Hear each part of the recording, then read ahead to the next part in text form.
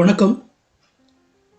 இந்த வீடியோ வந்து லாஸ்ட் வீடியோவில் நான் சொல்லியிருந்தேன் இல்லையா, இந்த 4 ரூல்ஸ் வந்து உங்களுடைய ட்ரேடிங்கை வந்து இம்ப்ரூவ் பண்ணணும் அப்படின்னு சொல்லி நான் போட்டிருந்தேன். அதை கொஞ்சம் பேர் பார்த்துட்டு ரொம்ப யூஸ்ஃபுல்லாக இருந்துச்சு அப்படின்னு சொல்லியிருந்தீங்க. ரொம்ப நன்றிகள்.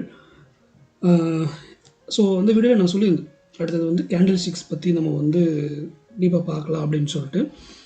இப்போ நம்ம சொல்கிற விஷயம் வந்து ஆல்ரெடி நீங்கள் கேட்டிருக்கலாம், இல்லாத நீங்கள் பார்த்துருக்கலாம் இல்லையா.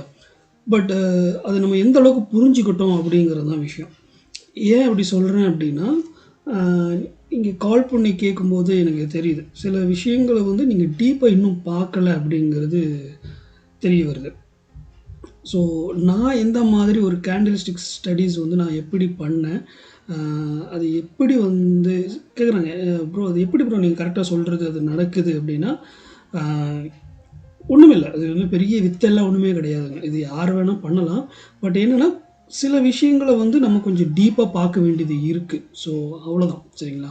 ஸோ நம்ம கேண்டில் ஸ்டிக்ஸை டைரெக்டாக நம்ம அதை பார்க்கலாம். ஏன்னா அது கேண்டில் ஸ்டிக்ஸுங்கிறது ரொம்ப இம்பார்ட்டண்டான ஒரு விஷயம். அதுதான் வந்து ட்ரேடிங்க்கு வந்து இப்போ பார்த்தீங்கன்னா, எங்கிட்ட இண்டிகேட்டர்ஸ் நான் எதுவுமே யூஸ் பண்ணுறதே கிடையாது. கிட்டத்தட்ட சொல்ல போனால் மூவிங் ஆவரேஜ் கூட நான் யூஸ் பண்ணுறதில்ல. இந்த பேசிக்காக எல்லா ட்ரேடர்ஸ் யூஸ் பண்ணக்கூடிய இண்டிகேட்டர் மூவிங் ஆவரேஜ். அதனால் நான் அதை சொல்கிறேன். பட் எந்த இண்டிகேட்டருமே இல்லாமல் சிம்பிளாக வந்து நம்ம கேண்டில் ஸ்டிக்ஸ் மட்டுமே பார்த்து ட்ரேட் பண்ண முடியும் அப்படிங்கிறது வந்து பண்ணிகிட்ருக்கோம், சரிங்களா. ஸோ அதுதான். ஸோ உங்களாலேயே அதை வந்து பண்ண முடியும். அது எப்போனா, அந்த கேண்டில் ஸ்டிக்ஸுடைய குணாதிசயங்கள் அப்படின்னு சொல்லுவாங்க, அதை வந்து நம்ம கரெக்டாக புரிஞ்சுக்கிட்டோம்னா போதும், ஈஸியாக பண்ணிடலாம். ஸ்டார்டிங்கில் வேணால் கொஞ்சம் கஷ்டமாக இருக்கலாம். பட் ஆனால் ரொம்ப ரொம்ப ஈஸியான விஷயம், கண்ணில் பார்த்ததுமே ட்ரேட் எடுக்க முடியும் அப்படின்னா அது வந்து கேண்டில் ஸ்டிக் தான். நீங்கள் இண்டிகேட்டர் கூட ஒரு இண்டிகேட்டர் இன்னொரு இண்டிகேட்டர் ரெண்டுமே வந்து நம்ம மிக்ஸ் பண்ணி பார்க்குறது, அந்த மாதிரிலாம் நிறைய ஸ்ட்ராட்டஜிஸ் இருக்குது. பட் அதெல்லாம் ஒர்க் அவுட் ஆகாதுன்னு நான் சொல்ல வரல. பட் கம்பேர் பண்ணும்போது நம்மளுக்கு ஈஸியாக வந்து பார்த்திங்கன்னா பண்ணக்கூடிய விஷயம்னா அது கேண்டில் ஸ்டிக்ஸ் தான். ஸோ அதனால தான் வந்து நாம் கொஞ்சம் டீப்பாக போய் பார்க்கலாம் அப்படின்னு சொல்லிட்டு. உங்களுக்கு தெரியும், நம்ம வந்து சப்போர்ட் அண்ட் ரெசிஸ்டன்ஸை பேஸ் பண்ணி ட்ரேட் பண்ணுறோம், கேண்டில் ஸ்டிக்ஸ் பேஸ் பண்ணி ட்ரேட் பண்ணுறோம். ஸோ அதனால் எப்படி வந்து ஒரு கேண்டில் ஸ்டிக்ஸ் வந்து சப்போர்ட் அண்ட் ரெசிஸ்டன்ஸ் ஃபார்ம் ஆகுது, ஸோ அது எப்படி வந்து கேண்டில் ஸ்டிக்ஸ் ஆக்சுவலாக என்ன சொல்ல வருதுங்கிறது எல்லாமே நம்ம வந்து ஸ்டெப் பை ஸ்டெப்பாக பார்க்கலாம். ஸோ இன்றைக்கி வந்து பேசிக்காக கேண்டில் ஸ்டிக்ஸோடைய விஷயங்களை பார்த்துட்டு அப்புறம் அடுத்த வீடியோவில் வந்து உங்களுக்கு இந்த சில பேர் கேட்குறீங்க இல்லையா, இந்த ஹேமர் வந்து ஏன் ப்ரோ அது எல்லா இடத்துலையுமே கிளிக் ஆகாதா, அது எந்த இடத்துல கிளிக் ஆகும், இதுலேயும் நிறைய பேர் வந்து அது எப்படி வந்து ஸ்க்ரீனை வந்து பார்ட்டிஷன் பண்ணுறது, ஸோ இந்த மாதிரி விஷயங்கள் எல்லாம் வந்து நீங்கள் கேட்குறீங்க. ஸோ அதுக்கு எல்லாத்துக்குமே வந்து வரக்கூடிய வீடியோஸ் உங்களுக்கு வந்து ஒரு விடையாக இருக்கும் அப்படின்னு உறுதியாக சொல்கிறேன். ஸோ இன்றைக்கி வந்து இந்த கேண்டில் ஸ்டிக்ஸோடைய இதை பார்த்துருவோம், சரிங்களா. Okay bro.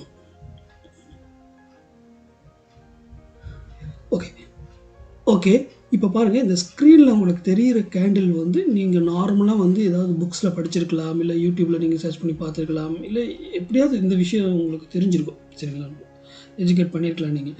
ஸோ இதில் வந்து என்ன புதுசாக நான் என்ன சொல்கிறேன், என்ன பண்ண போகிறோம், இதில் என்ன இருக்குது அப்படின்னு கேட்டிங்கன்னா, ஒவ்வொருத்தருக்கும் ஒவ்வொரு பார்வைகள் இருக்குது. ஸோ என்னுடைய பார்வை இது வந்து எப்படி வந்து அந்த கேண்டில் ஸ்டிக்ஸ் வந்து நான் ரீட் பண்ணுவேன், எந்த மாதிரி வந்து நான் புரிஞ்சுக்குவேன், கேண்டில் ஸ்டிக்ஸ் எல்லாம் எவ்வளோ இன்ஃபர்மேஷன் கொடுக்குது அப்படிங்கிறது இருக்குது. எனக்கே பயங்கரமான ஆச்சரியம் தான் ஸ்டார்டிங்கில் வந்து இது. ஏன்னா ஒரு இண்டிகேட்டர் ஒர்க் ஆகணும் அப்படின்னா உங்களுக்கு கண்டிப்பாக இந்த கேண்டில் ஸ்டிக்ஸ் இல்லாமல் ஒர்க் ஆகவே ஆகாது. நீங்கள் உலகத்தில் எந்த இண்டிகேட்டர் நீங்கள் கொண்டு வந்து நீங்கள் காமிச்சாலும் அந்த இண்டிகேட்டருக்கு இந்த வேல்யூஸ் வந்து தேவை. ஸோ அந்த வேல்யூஸ் கொடுக்கறதுவே நம்ம பார்த்துட்டா என்ன அப்படிங்கிறது என்னுடைய ஒரு கருத்து, சரிங்களா. இது சரியாக இருக்கலாம், தவறாக கூட இருக்கலாம்.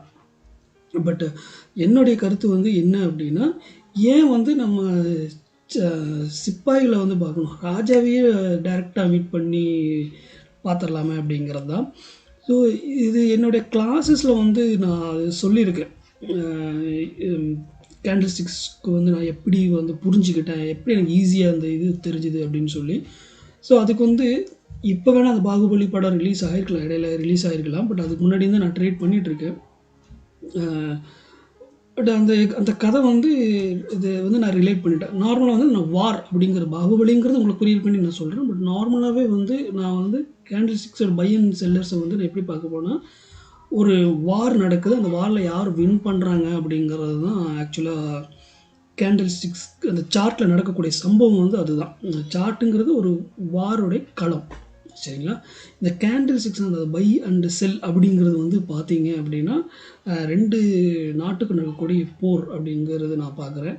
அதே மாதிரி இந்த சார்ட்ல தெரியக்கூடிய இந்த கேண்டில் ஸ்டிக்ஸ் வந்து யார் வின் பண்ண போறாங்க அப்படிங்கிறது நம்ம மேல இருந்து ஒரு ட்ரோன் கேமரா வச்சு பார்க்குறோம்னு வச்சுக்கோங்களேன்.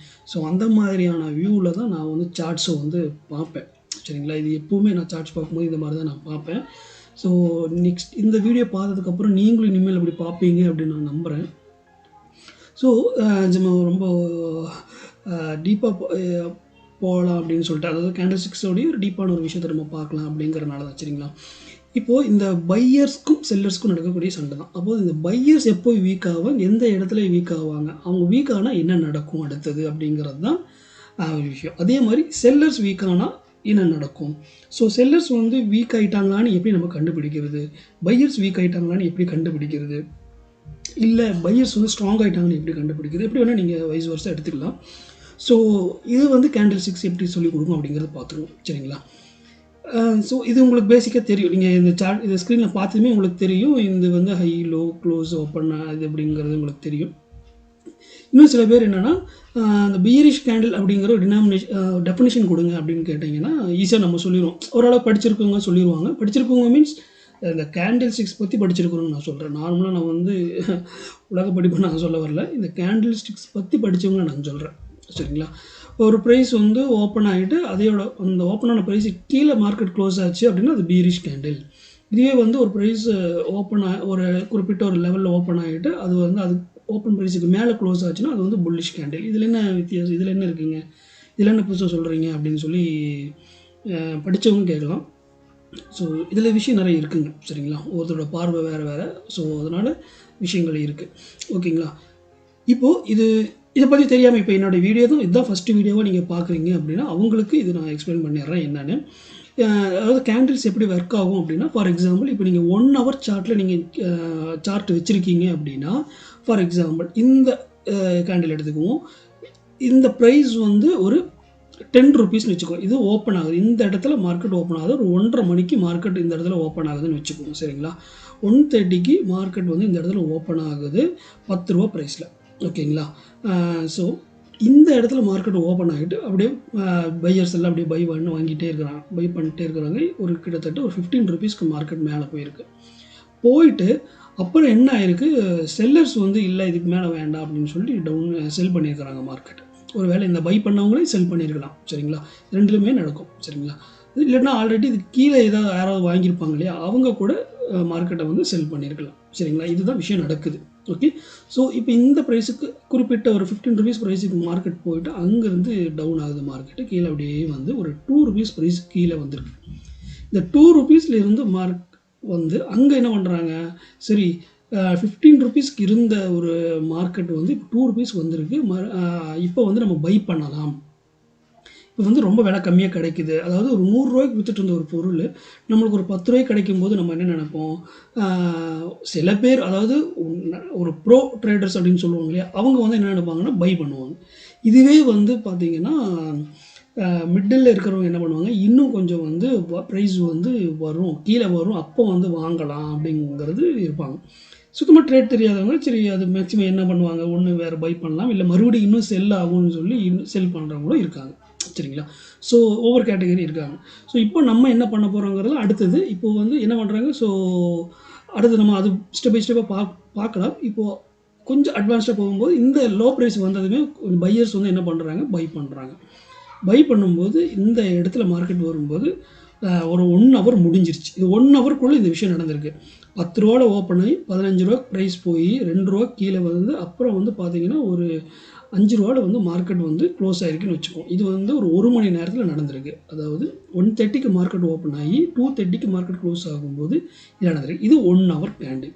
ஸோ ப்ரைஸ் வந்து ஓப்பன் ஆனது ஹை, க்ளோஸ் ஆனது லோ. ஸோ இதனால் பியரிஷ் கேண்டில். சரிங்களா? 1.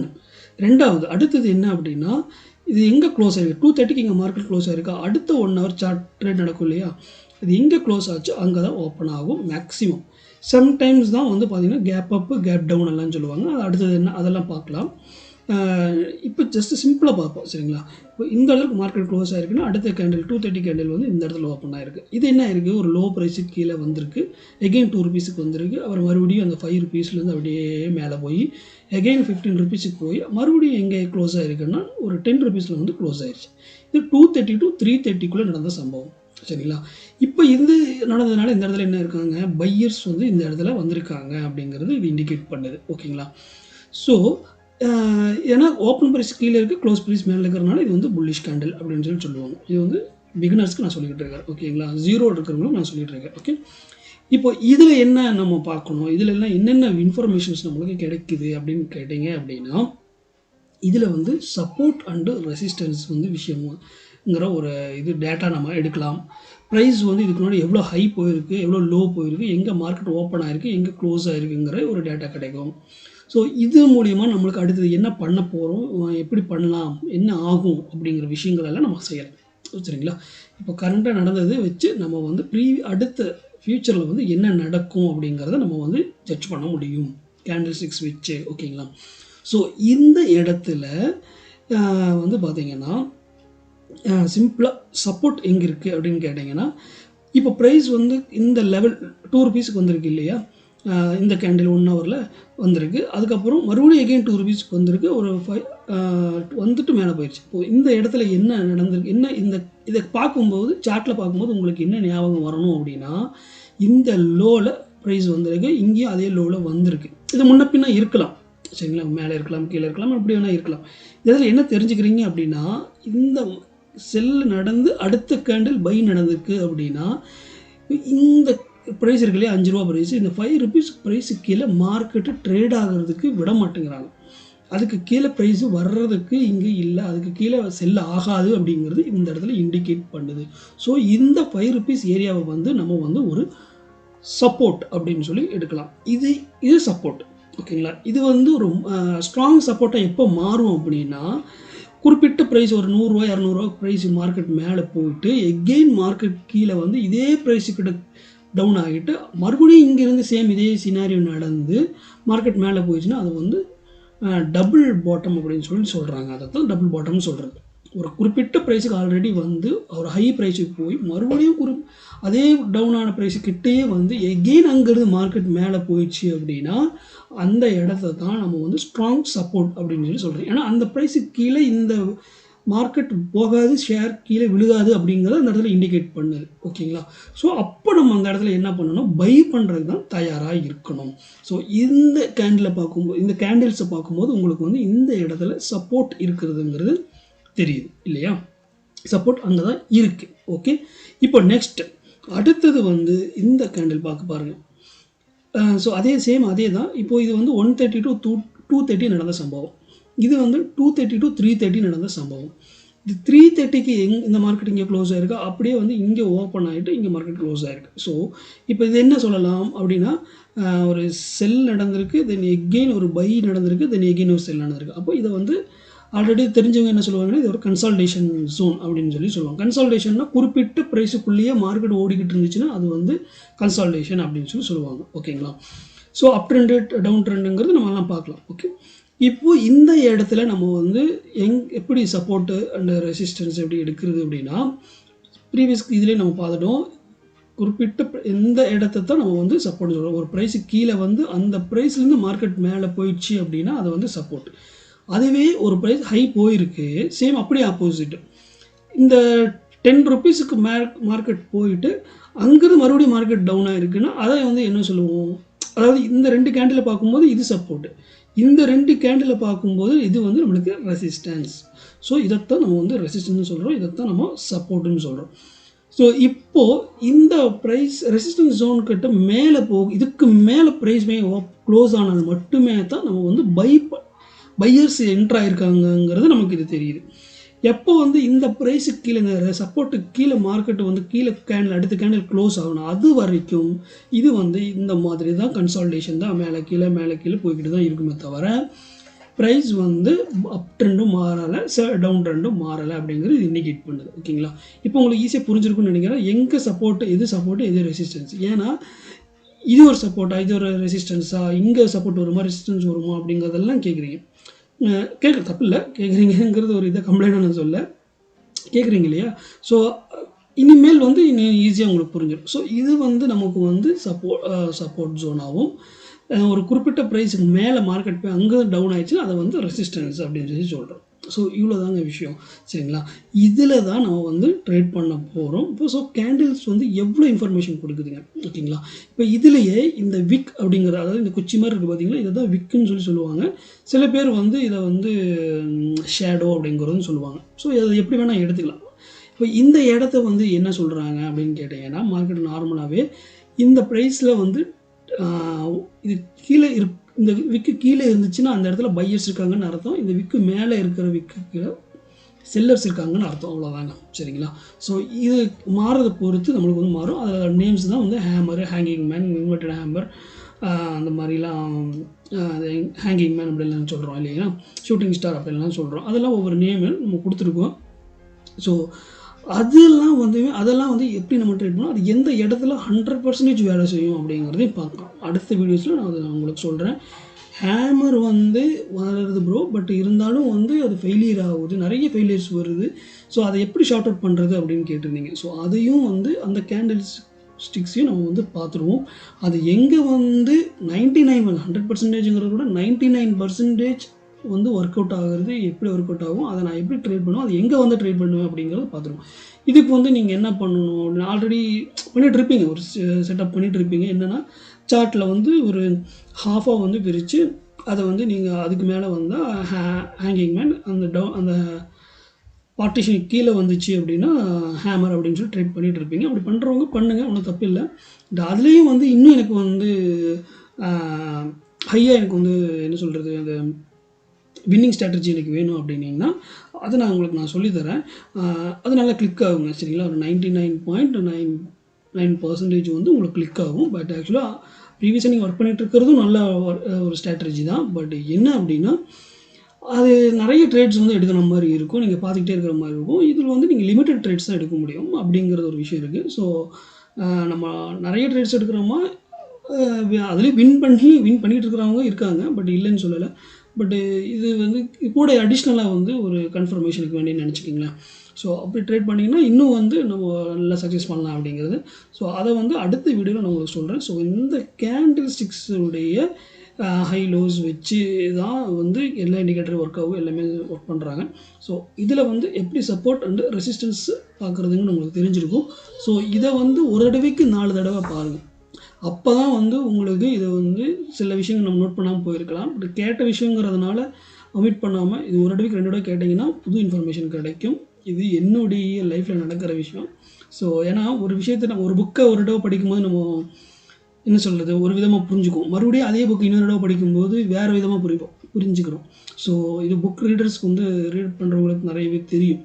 ஸோ ஒரு விஷயத்தை கேட்குறதே வந்து நிறைய வாட்டி மாற்றி புரிதல் இருக்குது. ஸோ அதனால் ஒரு தடவைக்கு 2 தடவை பார்க்கும்போது உங்களுக்கு இன்ஃபர்மேஷன் என்னங்கிறது டீப்பாக தெரியும். ஸோ பாருங்கள். அதே மாதிரி டவுட்ஸ் இருந்தால் கமெண்ட்ஸ் பண்ணுங்கள். எனக்கு பர்சனலாக நீங்கள் மெசேஜ் பண்ணுறீங்க, ஓகே, கமெண்ட் பண்ணீங்க அப்படின்னா அதை எடுத்து நாம் காமிக்கிறதுக்கும் நல்லா இருக்கும், மற்றவங்களுக்கும் அதை எக்ஸ்பிளைன் பண்ணும்போது நல்லாயிருக்கும். ஸோ அதனால தான் சொல்கிறேன். ஸோ கமெண்ட்ஸ் பண்ணுங்கள், யூடியூப்பில் கமெண்ட் பண்ணுங்கள். இது டவுட் எதாவது இருந்துச்சு அப்படின்னா. அடுத்த வீடியோ என்ன அப்படின்னா இந்த ஹேமர், ஹேங்கிங் மேன் அதெல்லாம் என்ன சொல்லுது, ஸோ அதெல்லாம் எப்படி வந்து நம்ம புரிஞ்சுக்கணும் அப்படிங்கிறத நம்ம வந்து பார்க்கலாம். அதே மாதிரி ஹேமர் வந்து எங்கே வந்து நல்லா ஒர்க் ஆகும் அப்படிங்கிறத பார்த்துரும். கிட்டத்தட்ட பார்த்திங்கன்னா அந்த ஒரு கேண்டில் பார்த்தாலே உங்களுக்கு ஆட்டோமேட்டிக்காக அடுத்தது எல்லாமே ஈஸியாக தெரிஞ்சிடும். பட் நம்ம அது ஒரே இதாக பார்த்துருவோம். சரிங்களா? ஸோ உங்களுக்கு வந்து இந்த வீடியோ வந்து கண்டிப்பாக ஹெல்ப்ஃபுல்லாக இருக்கும்னு நம்புகிறேன். ஸோ வேறு ஏதாவது அப்கிரேட் பண்ணணுன்னாலும் சொல்லுங்கள், வேறு ஏதாவது டவுட்ஸ் இருந்தாலும் கேளுங்க. நம்ம வரக்கூடிய வீடியோஸ் எல்லாமே வந்து பார்க்கலாம்.